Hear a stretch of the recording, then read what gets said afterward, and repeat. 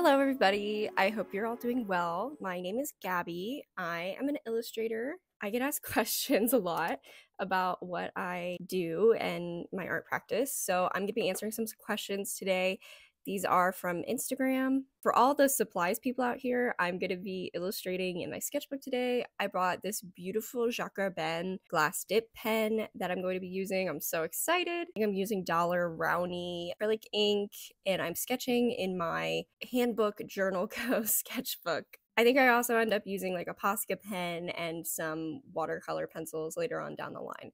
But yeah, without further ado, let's get into it. So my first question is, what inspired you to draw by Anna Hates You? Thank you so much for your question. The real and kind of embarrassing answer, I guess, is I've been drawing since I was really, really small. And I started drawing because I wanted to make fan comics based off of my favorite mangas. I I just loved these stories and I wanted to see more of it and expand on it, and I couldn't get my hands on this content fast enough, so I just decided, like fine, I'll do it myself. So that's how I got into drawing. But in a bigger scope, I guess it's just that I've always really liked expressing myself and telling stories, and I don't think I'm the most eloquent person, and I'm definitely not the greatest writer on earth. So art was a way for me to kind of work through my feelings and express myself without words. But yeah, so that's why I draw, I think, as much as anybody knows why they do anything. My next question is, have you ever struggled to loosen up in your art? Did you have a more detailed art style once? How would you suggest someone let go of perfection in your art and how to be playful? And this is by Dizzy Dizzy. Thank you for your question. And oh my gosh, I completely feel you here. I feel like everything I do sort of plays with these themes of perfectionism and an obsession with wanting to be perfect and the inability to ever be perfect. I feel like my graphic novel's about this. I feel like my sketchbook work plays with this. But yes, it has definitely been a journey to loosen up and become playful with my art. I'll try to put some pictures of what my art looked like in past eras, but my style is something that I really landed on very recently. In art school, my style was hugely different. I had a much more serious take on my work and what I wanted to do in life. And I feel like this came from I had this complex where I felt like I only should make art that was serious or really deeply thoughtful in order to be taken seriously for my work. I think it's really easy for artists in general to be written off as doing something frivolous in life. So I wanted more than anything to be seen as a really serious artist who was doing something important. And I overcompensated for this by trying to make work that just wasn't me. And I feel like thinking this way kind of made me so anxious to make things that I considered worth making that I would just not make anything at all. I am a perfectionist by nature, and I tend to shut down in life. Like, if I can't do something perfectly the first time, I still struggle with this. I get really frustrated. Like, for example, with this sketchbook page I'm working on, I was really feeling like the anxiety of making something worth looking at. I guess because I had the camera on, which I normally don't do for my sketchbook spreads. I felt a lot of pressure to make the sketchbook worth looking at. And then I started feeling that way again, where, well, if I can't do this perfect, maybe I just shouldn't do it. So I think in life, I've tried really hard to push through those feelings and try to examine why I'm actually feeling that way. And I would say the senior year of art school, I was influenced by a few really great professors who encouraged me to make the work that came natural to me. I had a professor once and I was talking to him and I was like, yeah, I really want to make comics that are like serious and I want to make work that makes people think really hard. And it was kind of blunt, but I remember this fondly. He was like, well, why would you do that?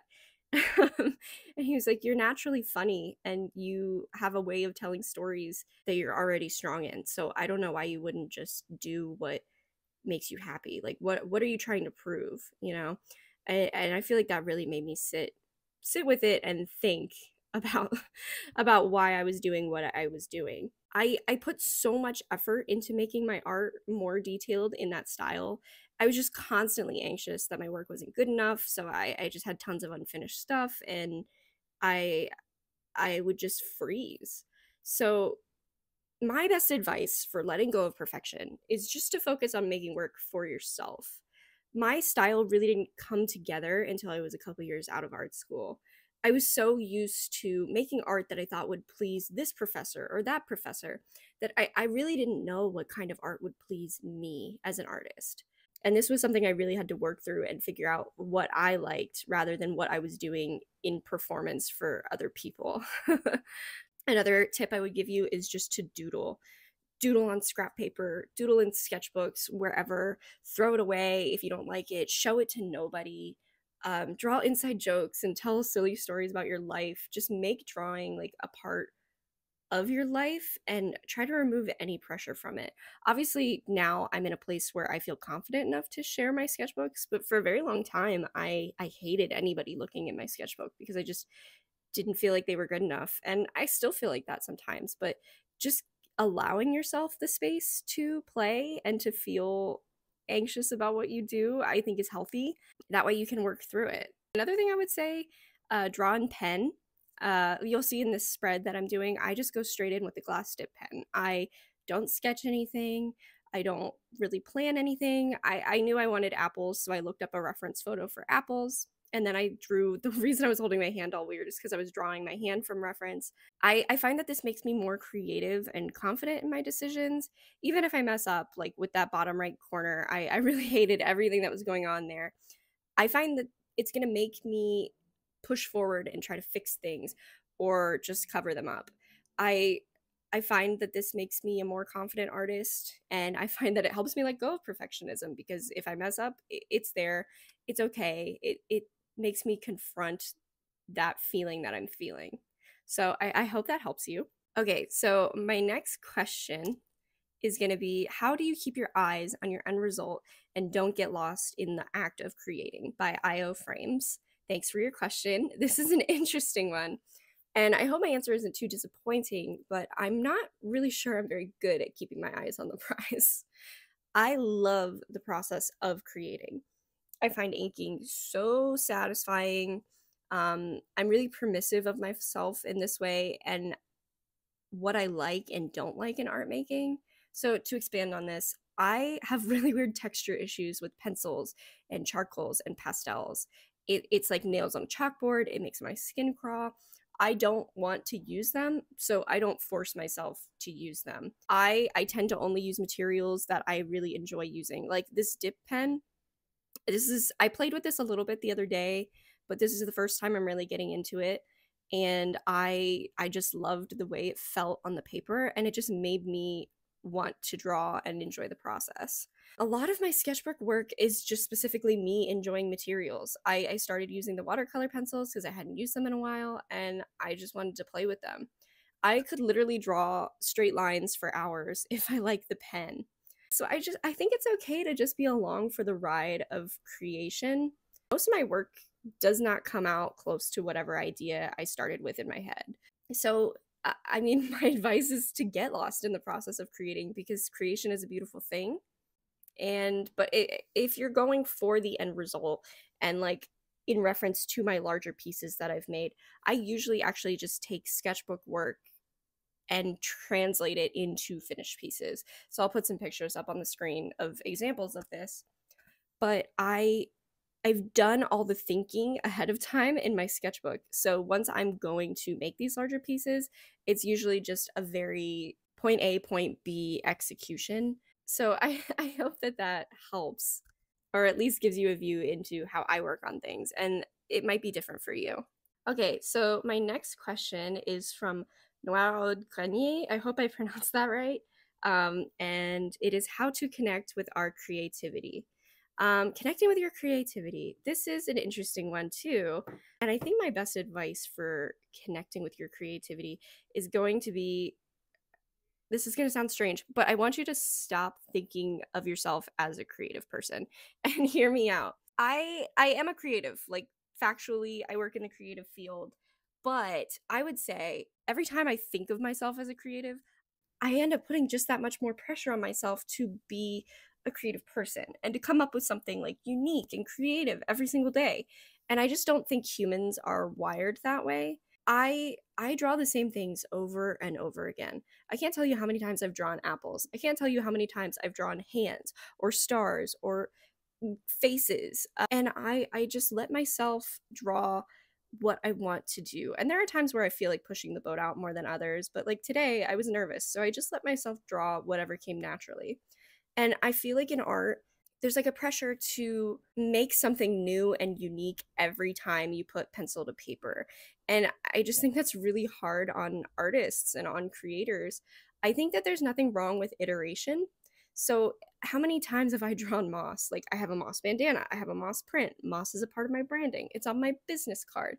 But I don't think there's anything wrong with letting yourself explore certain concepts. And that might not seem like outwardly creative, like what our current definition of being creative is, but I think it's definitely worthwhile. So, yeah, I just think if you let go of this pressure to be the most creative person in the room, then you actually find yourself opening up a lot more. Like, I'm not saying go out and just copy what everybody else is doing, but nothing that you've ever drawn is going to be the first time that that thing's been drawn. Does that make sense? Like, I could draw a ferret and it's not the first time a ferret's ever been drawn, and that's okay, and that's kind of beautiful. So it's okay to be inspired by other people. I feel like a lot of people who aren't in the art world think that these ideas just like grow out of your head from nothing. And it's just not true. And it's really hard to push yourself like that. So if you're struggling with creativity in that way, honestly, changing that form of thinking was really huge for me. Okay, Jillers asks, what is your favorite color combo? I love red and green, but not like Christmas red and green. Kind of like my branding colors, the sagey green with like a salmony peachy red. I feel like I reach for that a lot. What is your favorite thing to draw? From M.Oat. Thank you. I love to draw moss. I'm obsessed with moss. My little moss design, or I guess some people call them leaves, originally came from an artist residency that I did in New York State. And the place I was staying outside, they just had this really beautiful, I think, fern moss. And it just really stuck in my brain. And it's just a really satisfying pattern to draw. So definitely moss. And then also, like, I love to draw silly little characters and people. How do you not worry about a page turning out bad / ruining your sketchbook? Because I definitely do. From elgato.png. I love your username. I do worry about this all the time. I'm constantly anxious that I'm going to ruin a piece. And I kind of just have to make peace with the fact that sketchbooks are meant to be ruined. I have a bunch of pages that I'm really not pleased with in my sketchbook. And I think it's hard when you're working on that individual page and you really dislike what's happening. But I try to look at my sketchbooks in a more macro rather than micro way. So, one page might not be exactly what I wanted it to be, but I find it really satisfying to flip through my whole sketchbook and see not necessarily how great I was at drawing on that spread, but like what I was up to, what I was thinking about. And that kind of makes me less nervous to mess up a page. How would you react to people getting your art tattooed without your consent? From matalify.e. Did you do that? No, I'm kidding. Um, I've had people get tattoos of my art before. They've always contacted me ahead of time. This is not something I would really like not consent to. I think the last time somebody wanted to get something tattooed from me, I just asked that they made sure their tattoo artist was aware that it was my design, or, a design from another artist, because I know some tattoo artists are not okay with doing anybody's design, period. And I asked that they just like bought something from my store just so that I could get some kind of financial gain out of it. But I mean, how would I react? I guess I'd be a little irritated.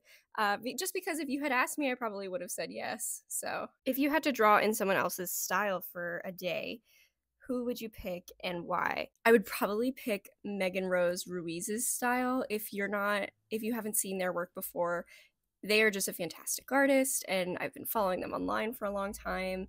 And I know they did Viz Dev for the Mario movie that came out last year. And yeah, I just think that they're a stellar artist, and I'm hugely inspired by them. So yeah, if I could draw like anybody, I would want to draw like Megan. So Yeah, I think that's all of my questions for today. Had a really good time hanging out with you guys. So thanks so much. I'm Gabby as always. And if you'd like to keep up with me on Instagram or TikTok, I'm at Patchy Sour Kids. And if you like this video, consider liking and subscribing. And if you have other questions for me, I would love to hear about them in the comments. Thank you. Bye, guys.